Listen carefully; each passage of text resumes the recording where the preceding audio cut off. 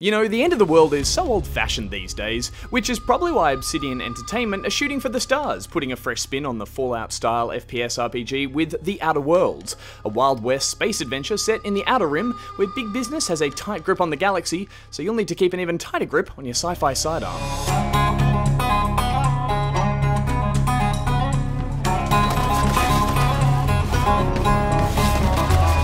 Spawning from the minds of Tim Kaine and Leonard Boyarski, creators of the original Fallout, The Outer Worlds, while a completely new adventure in a colourful new setting, feels like a spiritual return to form for this specific style of RPG, one that combines deep character building and role-playing with trademark moral conundrums and just the right amount of humour to keep the world interesting.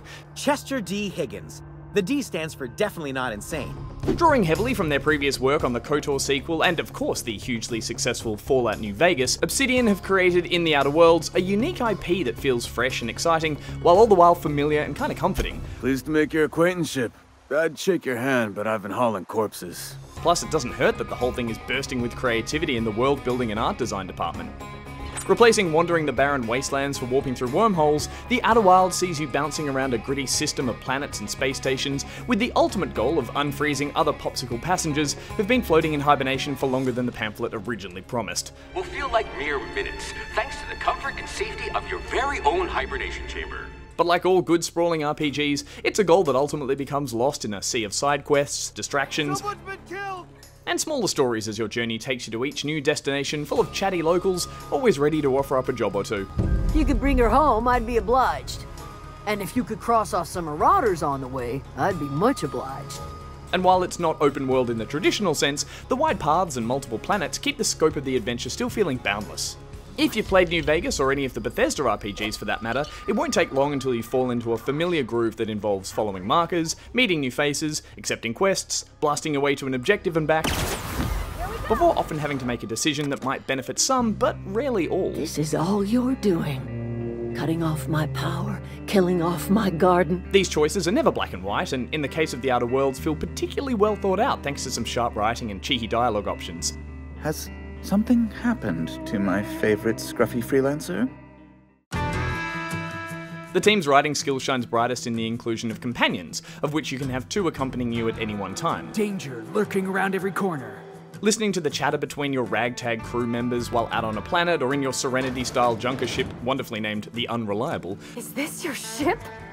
Oh my stars, she is just so handsome! It instantly creates a sense of camaraderie and adventure that always felt missing as a lone wanderer in the wastelands, even with old mate Preston. Another settlement has sent word that they need our— Oh my god, just go away! Of course, when the chit-chat falls flat, it's the combat in these games that helps break up the story beats. And gunplay in The Outer Worlds feels adequately tight and responsive, considering this is still an RPG at heart. While things like weapon levels, specific targeting, and RNG damage still play a part in any encounter, whether it's Marauder or Monster, getting to fire off a mix of hybrid old school and sci-fi weapons feels appropriately powerful, and even the game's melee options like blades and hammers swing with a satisfying weight that makes them a viable option when ammo runs scarce. Fortunately, there are vending machines aplenty, which, like much of the world's design, delight in the clash of old-timey values with retro sci-fi stylings. Meanwhile, in place of any VAT-style targeting system, is a slow-mo ability known as tactical time dilation. Brilliantly explained as a symptom of your unfreezing process. This not only allows you to slow time for better aim, but also to specifically target parts of enemies for effects like staggering or blindness. Or just to watch as a mauler prepares to rip your beautiful custom character's face right off. Another unique mechanic designed around this world of space-age saloonry is a floor system that offers you a bonus in exchange for taking on a particular disadvantage. For instance, after mindlessly wandering into a minefield, I took one too many hits to the noggin and was suddenly offered permanent concussion, which decreased all of my mind attributes in exchange for an extra skill point. Of course, I was more than happy to part with the unnecessary brain cells and instantly upgraded my TTD skills for extra slow-mo coolness. I mean, seriously, who needs persuasion when I can do this?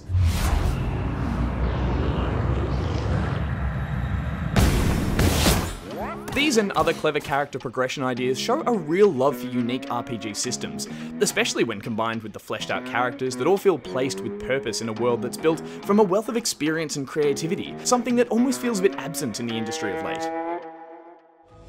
And now with the Fallout series stumbling its way through the wasteland, and even adding a subscription fee, The Outer Worlds has confidently swaggered into town, Who are you? offering up a fresh but still nostalgic Space Oddity experience that even the most die-hard vault-dwelling veteran will be sure to get a blast out of. Yeah, okay.